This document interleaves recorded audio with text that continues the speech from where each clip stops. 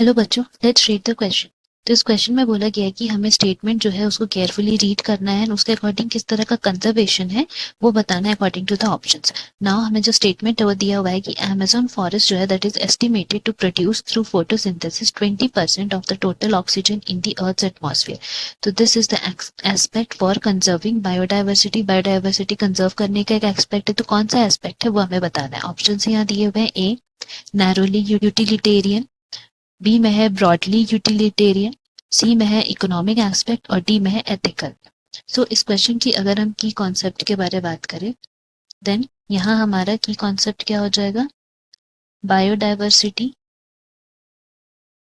Conservation. तो जैसे कि हम लोग जानते हैं कि हमारा जो ये पूरा होल डाइवर्सिटी है, बायोडाइवर्सिटी, उसको कंजर्व करने का बहुत ज़्यादा ज़रूरत है। बिकॉज इसको अगर हम लोग कंजर्व करेंगे देन ओनली हम लोग इस अर्थ में रह पाएंगे।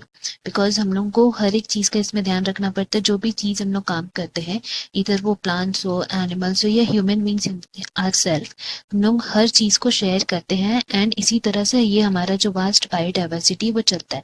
एंड इसके वेरियस एस्पेक्ट्स हैं। कुछ एस्पेक्ट्स जो हैं दे आर, सबसे पहले हम लोग यहाँ पे बात करने वाले हैं नैरोली यूटिलिटेरियन। अगर हम लोग इस एस्पेक्ट की बात करें तो यहाँ पे जो आर्ग्यूमेंट्स होते हैं that is related to the biodiversity and उसके डायरेक्ट इकोनॉमिक बेनिफिट्स जो हम लोग इससे लेते हैं। जैसे कि इसमें इस बात को लेके आर्ग्यूमेंट होता है कि हम लोग को कंजर्व क्यों करना चाहिए, द रीजन बिहाइंड कि इससे हम लोग को बहुत से फूड मिलते हैं, firewood, fibres, construction material, industrial products, बहुत से ऐसे चीजें जो हम लोग को प्लांट से मिलते हैं।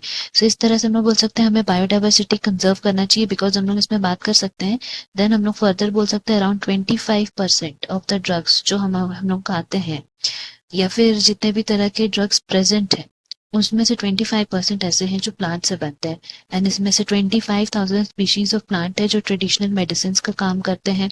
इस तरह से हम लोग बोल सकते हैं कि ये जो बायोडाइवर्सिटी रिच है, we can expect to reap those enormous benefits. तो अगर ये इनॉर्मस बेनिफिट्स हमें लेना है देन हम लोग उनको कंजर्व भी करना चाहिए। लाइक अगर हम लोग इतने सारे प्लांट्स काट रहे हैं फॉर वेरियस यूजेस तो हम लोग को वापस से उन्हें उगाना भी चाहिए। ये जो एस्पेक्ट है that is known as narrowly utilitarian. Next जो हमारा एस्पेक्ट है दैट इज बी, जिसको हम लोग बोलते हैं ब्रॉडली यूटिलिटेरियन। तो इसमें जो आर्ग्यूमेंट्स होता है that is related to the services जो हमारा इकोसिस्टम प्रोवाइड करता है। सो अगर हम लोग सर्विसेज की बात करें जो हमारे इकोसिस्टम प्रोवाइड करता है तो उसमें हम लोग सबसे पहले बोल सकते हैं अमेजोन फॉरेस्ट के बारे, जो कि हम लोग को most of the 20% of total oxygen जो हमारे पूरे अर्थ एटमॉस्फेयर में वो अमेजोन फॉरेस्ट के थ्रू आता है। फिर हम लोग इसमें बात कर सकते हैं जो हमें क्वेश्चन में दिया हुआ है। नेक्स्ट इसमें दूसरा जो एग्जाम्पल हो जाएगा वो हो जाएगा पॉलिनेशन, जिसके वजह से हम लोग बोल सकते हैं कि इतने सारे plant species, various type of plant species जो हैं जिनमें रिप्रोडक्शन होता है that is through the pollination के थ्रू ही हो पाता है बिकॉज इसके बदले प्लांट्स ग्रो नहीं कर पाएंगे। तो ये एक तरह का सर्विस है जो हम लोग को इकोसिस्टम प्रोवाइड करता है। एंड नेक्स्ट जो हमारा एस्पेक्ट है, third aspect that is related to the ethical, जहाँ पे हम लोग को ये आर्ग्यूमेंट होता है to conserve the biodiversity which relates to amount of things we owe to our nature. बहुत से ऐसी चीजें जो हम लोग अपने नेचर्स के साथ शेयर कर रहे होते हैं, प्लांट्स, एनिमल, माइक्रो स्पीशीज, उनके साथ हम लोग शेयर करते हैं।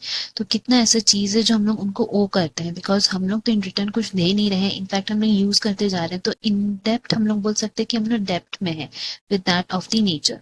सो इन सब एस्पेक्ट्स में अगर हम लोग बात करें अमेजोन फॉरेस्ट की तो ये एक तरह का एस्पेक्ट है जो हम लोग को सर्विस प्रोवाइड कर रहा है। तो इसीलिए ये हमारा कौन से एग्जाम्पल में आ जाएगा, ऑप्शन बी में, that is broadly utilitarian. So option B यहाँ करेक्ट हो गया। Hope you have understood. Best of luck. Thank you.